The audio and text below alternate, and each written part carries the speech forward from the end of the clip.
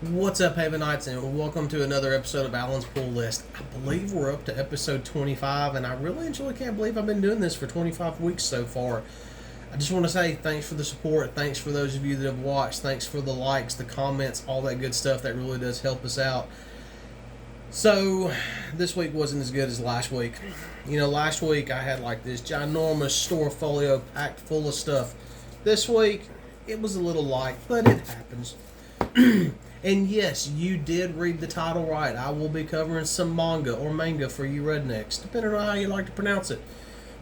But let's get started, and we will literally start off with some manga. We have Saint Seiya, Knights of the Zodiac Time Odyssey. This is issue number 1 by Ablaze Publishing.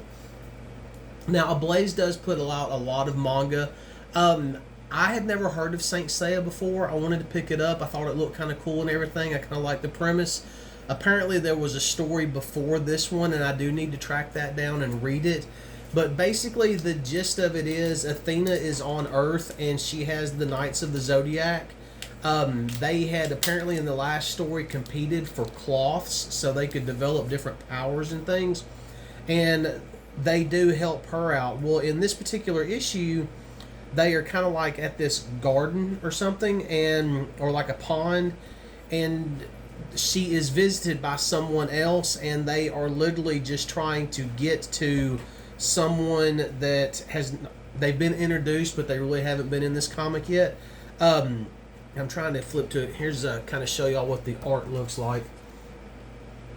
And yes, to me, I'm sure some of y'all are going to kind of balk at it. I do consider this manga. I could be wrong. If you think I'm wrong, tell me in the comments. But honestly, for not knowing anything about this story and what was going on in it, I'm trying to find another. It's still manga style. To me, it's manga style. It does kind of jump in there with, I would say, a little bit of like Dragon Ball and stuff like that as far as the anime is concerned. Honestly, it kind of, for those of you that have read Hiro Mashima, I have, that's an author, the Eden Zero series and Fairy Tail, it kind of reminded me a little bit of Fairy Tail. Like I said, this one is kind of a hard book to review because I did not know that something had come before this, and I do want to pick that up and kind of check it out.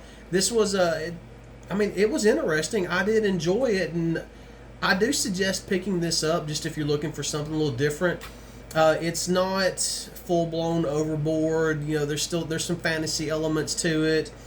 We do have these are the Knights of the Zodiac that is that's kind of surrounding her and everything, and they are trying to protect her, but also protect someone who I think they kind of refer to him as a brother, but I don't think he's actually a brother.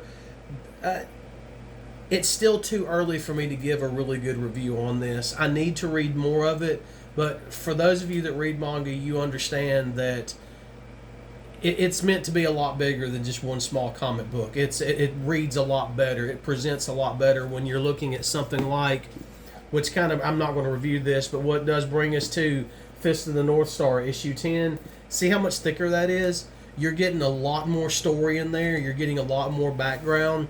Art, for those of you that do not read manga, that's kind of what you're getting art-wise. Manga does have some amazing art in it. I really do enjoy that. And if you're kind of wondering, yes, this is a hardback. This is the collector's edition that myself and a couple of others have been picking up by Viz Media. They look really good. They display really good. And actually, Fist of the North Star is probably one of my favorite stories of all time as far as the manga genre goes. I was a fan of the anime when it came out way back in 19... and it was just a lot of fun. I enjoyed the anime movie. I've enjoyed the manga and everything, but I'm not going to review it because we do kind of get into a little more adult themes in here and a little more violence, and we want to keep it YouTube friendly. Next up on the list, we have Hunger in the Dusk, issue number 3. Another fantastic issue. Thought the cat was trying to get involved again. But in this particular issue, Cal and basically the group, they're kind of mourning the loss and everything that happened in issue 2. Our female orc that is with the humans, she is kind of bothered by the simple fact, well, number one, she feels like she could have done more to save the person that died in the last issue, but she's bothered by the fact that they just put them in the ground like animals, and that's how she says it. Where in orc country, where she's from, there's like it's almost like a festival, and you do see that in this issue because they're having to bury some dead also. But it's almost like a festival. There's like poetry and prayers, and there's all sorts of stuff going on, and she's bothered by it that the humans do not do that. Well, our group does realize that the Vangal, but I'm saying it that way. I'm saying it right. I'm not sure, but they realize that the Vangal are using some underground tunnels that were once inhabited by dwarves, and that's how the dwarves would escape. That's how the Vangal is able to travel such great distances without being noticed, and they send a rider to the orcs to warn them also. We do have a moment between Cal and the female orc, and I cannot think of her name right now. It's just I'm drawing a blank on that, where he does go to talk to her, and basically she's laying on one side of the mat, he's laying on the other side of the mat. Nothing weird, nothing like that. And they're talking. They fall asleep talking because they're talking about loss. They're talking about, how she couldn't actually, Cal is trying to tell her, there's nothing that you could have done. This is why we do things the way that we do it, because, we've got to stay light. We can't, take a body back and do all these rituals and stuff and, have all these ceremonies. But when they wake up the next morning, her head is on his shoulder. We all know which direction that's going to be. That right there will be the beginning of the love story between a human and an orc. So far, Hunger in the Dusk has been great. I mean, has been really good. I think this is just going to be maybe a maxi series. I don't think it's ongoing. If you will jump back to Shop Talk from this past week, I can't remember what the issue is or episode is. Josh and I will end up talking about this. I'll find out. I'm filming this on a Wednesday, so I'll find out tomorrow night on a Thursday. But you won't get this episode till Friday. It's a timey-wimey thing. That's for you Whovians. But we'll get some more answers to this on Shop Talk. Next up, we have Moon Knight, City of the Dead, issue number 4. Another great read. In this particular issue, Moon Knight is literally going through his memories, and he is basically stuck in the inside of Amit the Devourer. Amit the Devourer, and his heart is basically being weighed. Well, Mark is going through all these memories, and he's thinking of every reason why he's not worthy, why he's not a good person, why he's failed so many people, until he kind of gets to the end, and we go all the way back to the first person that he feels like he failed, and that was the archaeologist, by not saving his life after he come back, as technically before he became Moon Knight, but he had already been raised from the dead.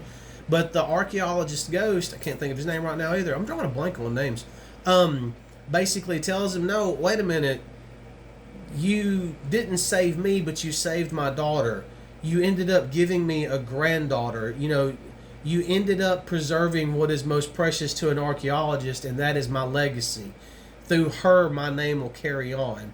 Well, at that moment, that's kind of when Mark realizes that maybe he is worthy, and he does take down Amit the Destroyer from the Devourer from the inside out. Kind of pretty wicked, to be honest with you.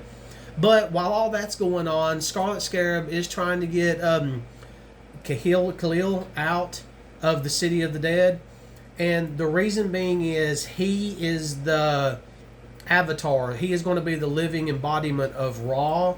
And the Mark Spector's brother is trying to put a stop to all that. And this issue pretty much ends with Spector coming out of Amet. He's there. He's ready to handle business. He's back on track.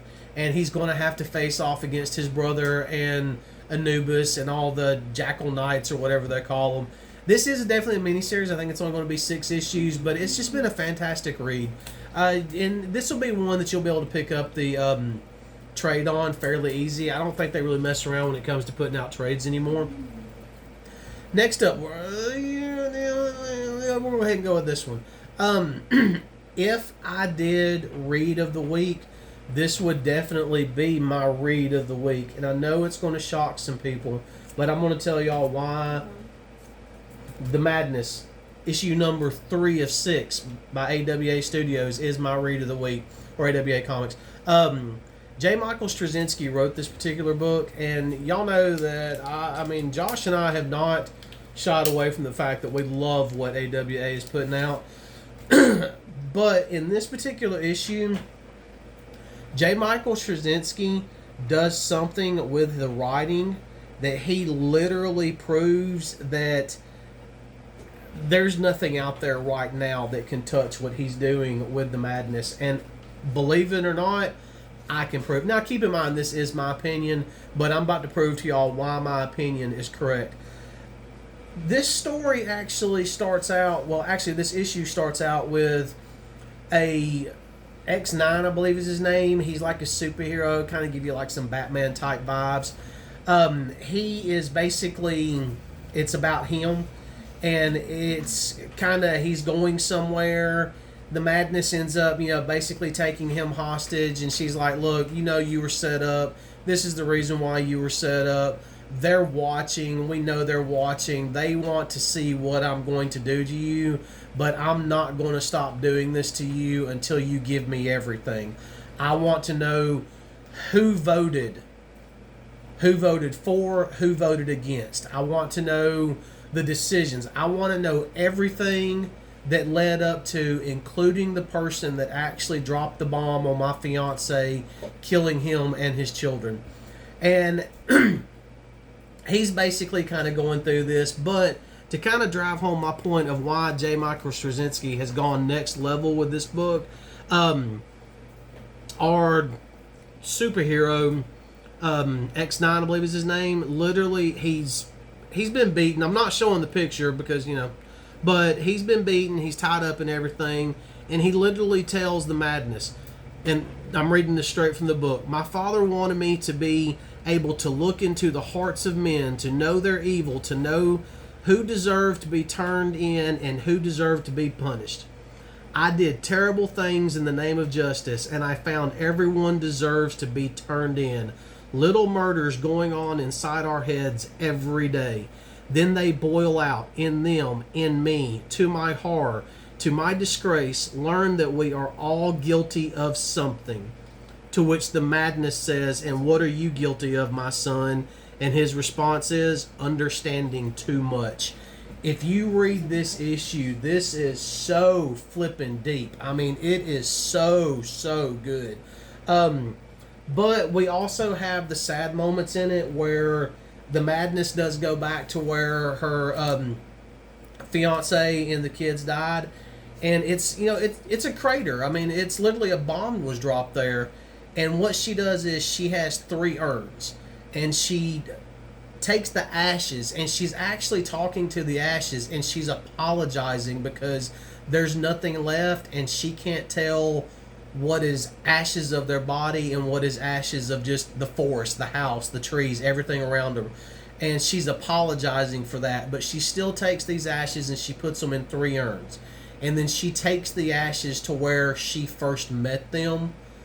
And she's literally, I mean, it's honestly, it's sad because she's actually holding ashes in her hands, and she's like, I'm sorry, I don't even know who you are. I don't even know who I have with me right now. I hope you rest in peace. She's on her revenge kick. I mean, she is not going to slow down. This has been absolutely fantastic. I've said multiple times that, and I'm sure that Josh and I will talk about it toward the end of the year, I've said that multiple times that I feel like Clear by Scott Snyder that was put out by Dark Horse is literally the comic book miniseries of the year. Well, I might have spoke too soon because JMS is absolutely killing it by this book. And I mean, this right here is just, I don't want to jinx them, but it's almost like we come to expect this caliber of writing and this caliber of storytelling by AWA. Do not sleep on that company on any level whatsoever. I mean, just wonderful product what they're putting out. And this right here, go to your LCS. Tell them, hey, I need Madness 1, 2, and 3. This one just came out last week, so it might even still be on the shelves. 1 and 2, you should be able to order it. I don't even know if I would wait until the trade comes out of this. This is one of those stories that if you're looking for an alternate superhero, if you're looking for a true anti-hero, the Madness, she's definitely an anti-hero in this. Because even though she's given completely and totally over to this thing that lives inside of her, this friend, imaginary friend, entity, whatever it was, honestly, you could picture yourself with that same level if you went through what she went through and what she does. I mean, just a great all-around read. As y'all can tell, I kind of like this book a little bit. Next up, we have Dawn of DC, Wesley Dodd, The Sandman, issue number 1. I thought this was going to be a one-shot. I really did. Oh, yeah. Sorry. I'm out of tape. I did not realize. I think it's going to be ongoing. I'm not 100% on that. This might be another mini or maxi series. But this one was actually cool because we definitely get the throwback vibes from that era and everything. But basically, in this issue, Wesley Dodd has basically like an appointment with some general colonel or somebody. And he has developed a gas that will be non-lethal. They'll basically knock out the enemy, and he can kind of change the course of way wars are fought. And he's trying to basically sell this to the government, and the military is like, it doesn't work that way, because what happens when they come to? What happens when we're responsible for them, and then we've got to house them, clothe them, feed them? We can't do that in war. Come back to me when you've got something we can actually use. He's kind of crushed by that. He goes to like a socialite dinner party and everything with his, I'm assuming, his girlfriend. But at the end of the book, that he is actually kind of leaving the party because he just needs some time away to think about. He feels like he's failed when he really didn't. But a fire truck goes by. He jumps on the back of the fire truck. He's got his gear and everything to basically, slip on the Sandman mask. And when he gets there, it's actually his own house is on fire. It's definitely leads you to believe that it's arson or something. That's going to definitely unfold over the next few issues. This right here was a really good, solid start to a story on a character that I did not know a ton about. One of the main reasons why I wanted to pick up this was because of what happened in Night Terrors. I loved Zombie Sandman, and I wanted to kind of find out a little bit more about his backstory and everything. Yes, this does take place, I want to say, 40s maybe, but at least that's kind of the way that it comes across to me, 30s, 40s era. But it was a fun read. It was a good read. It was a very, very, very good start to a new series. Whether it's a mini, maxi, or ongoing, does not matter. Definitely enjoyed this. And the art was on point. I'll show y'all. I've only got one comic left, so we still got a couple minutes. I'll kind of show y'all the art, and it does kind of give you the proper vibe of it. But, that kind of gives you the idea of what they're going for with it. And it really does work for this book. It's... for this style book, this story that they're telling, this art style does work great. I really enjoyed it, and I do look forward to seeing what they do next. And in the back of it, I might have flipped the page a little bit too fast, but we definitely have a Jay Garrick story in the back of it, and his book is coming also. I don't know if I'm going to pick that one up, but yeah, we'll just kind of have to wait and see. Next, and definitely not last, we have Dawn of DC, Batman and Robin, issue number 2. And if you can kind of see her there, hopefully you got a good shot of her. Her name is Shush. They're saying that she's going to be like, or some people believe that she's going to be, especially if you read the online stuff, she's going to be like the female version of Hush. We pretty much already know who she is. I think that one, to me, was fairly easy to figure out. Could be wrong. I could always be wrong. I'm never 100%. I reserve the right to be wrong. But pretty sure I know who she is. In this particular issue, Batman is on the run from all the bats. That sounds funny. If you read the first issue, you understand. And they realize that whatever gas, him and Robin realized that whatever gas he was shot with when he inhaled it, it kind of changed him on a molecular level, and the bats are now prone to attack him. So it's not something that's going to really and truly damage him for a long time. He just kind of needs to get it out of his system. Well, he's going to hide out at the brownstone for a while, and he tells Damien, "I've got a very important mission for you. You're headed back to school." And that's literally where Damien goes back. Damien does go back to school. He kind of is getting picked on his first day, which I thought was kind of funny because this is Damian Wayne. This might be one of the, a product of the League of Shadows. I mean, he's literally an assassin walking around in a child's body. But he was kind of getting picked on. He ends up skipping and doesn't even make it to first period. Well, him and Batman meet up. Damien's got his own car, all that good stuff. They're kind of running around trying to figure out exactly what's going on. They're looking at the different players of the game and what's actually in this particular moment. You know what? I've already showed y'all several books today. Let's just go ahead and show y'all the art on Batman and Robin also, if you're not reading that, and kind of give you an idea. I had, like I said a few weeks ago, maybe a month ago, I had no plans on reading Batman and Robin until a friend of mine was like, "Hey, I saw this, I liked it, I thought it was cool. Why don't you kind of check it out and do a review on it and see what you think?" And that's why I picked it up and I liked it. But that's kind of the art that we're getting with this one. This is Damien in school. This is kind of the moment where he's being bullied and everything. And it's basically they took his notebook, and you find out real quick you don't take Damien's notebook ever. Damien perched up on a desk at school. I'm definitely going to keep going with this. That was one thing. I thought that was just a really cool shot of just Batman in the shadows. I'll definitely keep going with this series. I want to see more. This is not a filler issue. It was a good issue, but it's just one of those issues where it's not a filler issue, but it's hard not to call it a filler issue. We do find out some information in it, which I don't want to spoil it. Like I said, it's only issue number 2. You've got plenty of time to run, check it out, and grab more and all that good stuff. Like I said, we had a light week, and that was pretty much it. Once again, thanks for subscribing. Thanks for all the likes, the shares. If you like daily shorts, if you like weekly content like this, I'm fixing to get ready to do the best DC reads currently. I was kind of holding off, waiting for some more titles that a lot of people had been waiting on, so then I could kind of give my decision and opinion on what I think is DC's top 5 books. That video will be coming in the next couple of weeks. Keep in mind, every Thursday night, live at 7 p.m. Central. We have Josh Olive and myself on Shop Talk every Sunday night. Depending on what the schedule, let me back that up, pump the brakes, time out. Depending on what Tom's schedule's looking like, most Sunday nights we do have Lines on the Page with Tom Price at 7 p.m. Central. Just learning how to draw superheroes, the way you look at the page, all that good stuff. He does a really good job explaining what he does. And that is it. If you are looking for more content, if you need a playlist, it's right there.